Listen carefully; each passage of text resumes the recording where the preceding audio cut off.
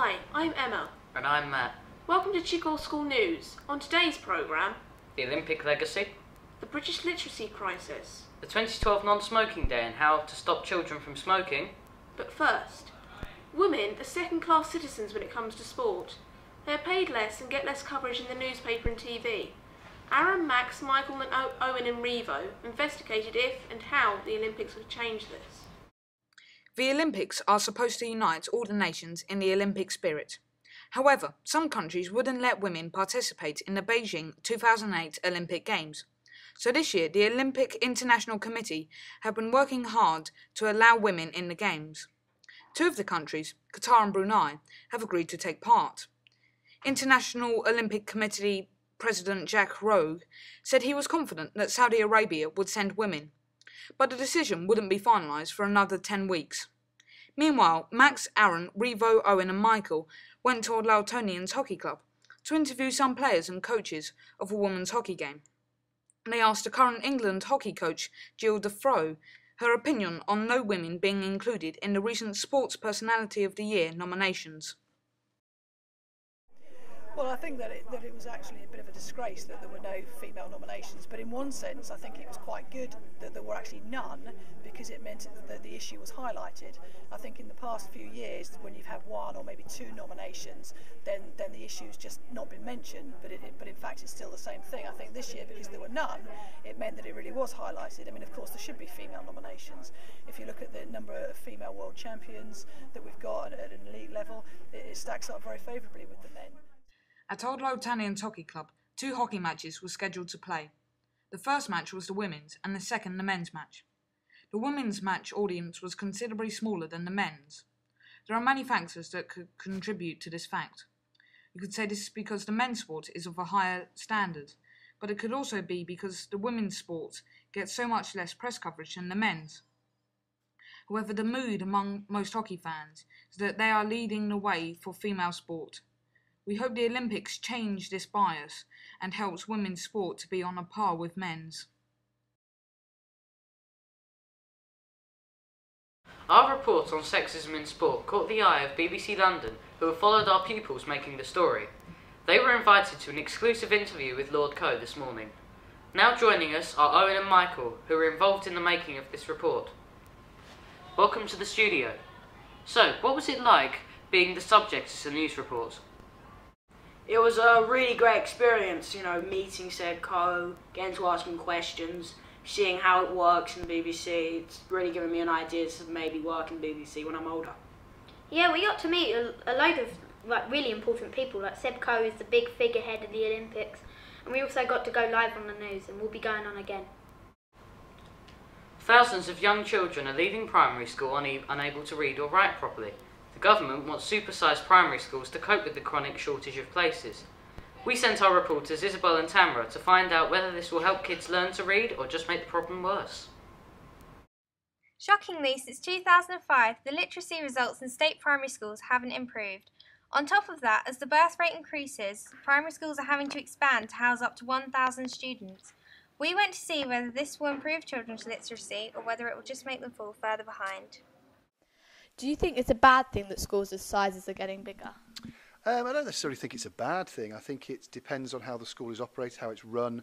The key is more staffing levels that the children will benefit from. I think that it could be that a class size of, say, 20, which we have here, is ideal. But if classes get too large, then obviously it's going to impact on the children's learning. Do you think specialist English teachers would help? Within the primary schools? Yeah. I think it all depends on the teacher. Just because you're a specialist English teacher doesn't necessarily mean you're going to be better than a primary teacher. Do you think it's a bad thing that school sizes are getting bigger? Well, it's good that more people get education, but the bad thing is that lots of people will get lost. Do you think it's a good thing that school sizes are getting bigger? Well, I think it's a good thing because it will give children more variety to learn, and it will give them more chances of lessons. But the bad side of it would be, like, if there are bigger classes, it could draw the attention away from them. This has been Tamara and Isabel reporting for Chigwell School. Yesterday was National No Smoking Day, which has helped more than 1 million people give up smoking. Annie, Emily, Isabel and Rohan decided to find out what's being done to stop young people smoking. Yesterday was No Smoking Day, but worryingly, the number of young people smoking appears to be increasing. Every year in England, around 340,000 of people under the age of 16 try smoking, and 200,000 take up smoking regularly. We went to talk to people involved in National No Smoking Day, local people and Epping Forest MP, to ask their opinions of smoking. How many people have given up through No Smoking Day, and how many do you hope to help this year? In the 30-year history of No Smoking Day, we've probably helped about 1 million people to quit permanently. And every year we help another 700,000 to give up on the day and think about quitting. What can children do to stop their parents smoking?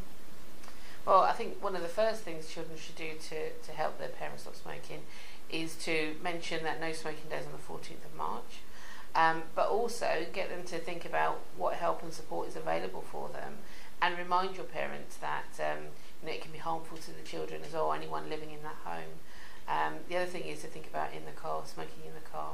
In a very small space, you've got a lot of smoke there, so it's pretty dangerous. Do parents that smoke make children more likely to smoke? Well, you might be surprised to find out that actually if your parents or siblings smoke, you're 90% more likely to pick up the habit. And in England and Wales, about 23,000 young people every year are thought to start because of this. How does the UK compare to the other countries when it comes to underage smoking? Well, compared to Western Europe, we've got quite high rates of smoking for underage children, but it will vary across the world, depending on where you are. Often at the moment in places like Africa and India, the smoking rates are going up, not down, so that's a big problem. Do you think the government are doing enough to stop people smoking? Not particularly, because I think it's hard to stop it really, because even if they do try and stop, then they're only going to get people to buy them cigarettes, older adults, or get brothers or sisters to buy younger people cigarettes, etc. What's your opinion on smoking? I think it's a really disgusting habit. A lot of bad things can happen to you from smoking. It's really addictive and it's just not good for you. If you saw a photograph of someone famous such as Sarah Cole or Rain Rulu, would that influence you to smoke? No, because you shouldn't really follow what everyone else does. Like, be yourself, don't have to copy what celebrities do just to make yourself look. Do you think the government's doing enough to stop young people from smoking? I don't think they're doing that much. I mean, they're putting the cigarettes underneath the counters and things like that, but no, not nearly enough. What's your opinion on smoking? Well, really, smoking is useless. We've got a diet very strong in dairy foods and sugar, and that captured with smoke taken into the lungs can be a seriously deadly combination. It's extremely difficult. I'm Emily, and I'm here with our local MP, Eleanor Lang. Why doesn't the government just ban smoking completely?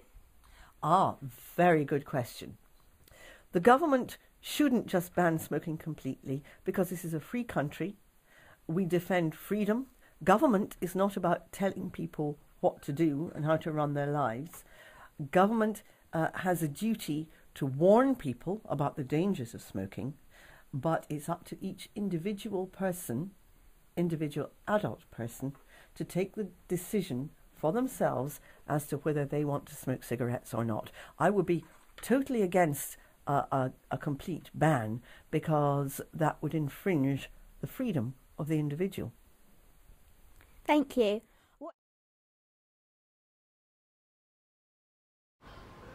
The Olympics is on our doorstep and we will be affected by the increased numbers of visitors to the area. Ella, Maisie and Olivia went to find out how local people will cope with the disruption. I've had lots of experiences when I've been stuck in queues for football games. How have you built the Olympic site to avoid these problems? When you design the Olympic Park and the individual stadia within the park, then the routing of people and the access for people is a critical part of the design of each facility.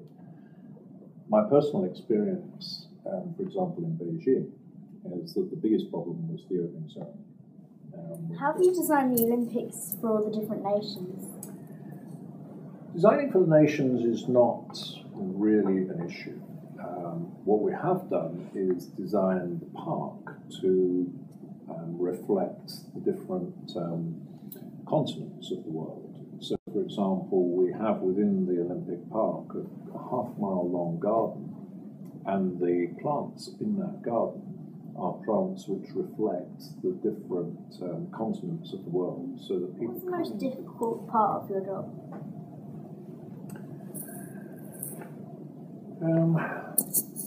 Well, my job as a chairman is essentially an outward-facing job. What I mean by that is that if you've got a good chief executive, you don't need to worry about what's going on inside the organisation too much. I'm here with our local MP, Eleanor Lang.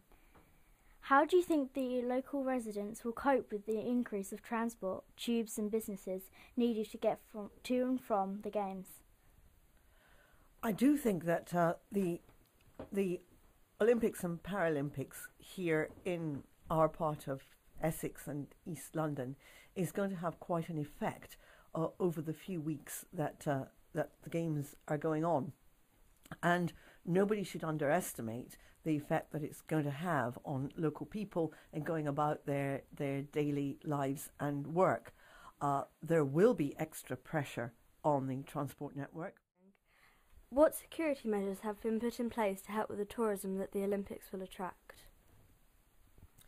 The organisers of the Games and government ministers who have responsibility for these matters have thought out the security implications very carefully indeed. Without going into too much detail about it, because we never discuss security in great detail in advance, I understand that the Ministry of Defence and the Metropolitan Police and Essex Police, Transport Police and all of the Olympic authorities are working together. Thank you for your time. How do you think all the extra people travelling on tubes will affect you? I think it'll be very difficult. As it happens, I am a volunteer for the Olympics and I anticipate doing some work. The problem may be getting to Stratford to do it.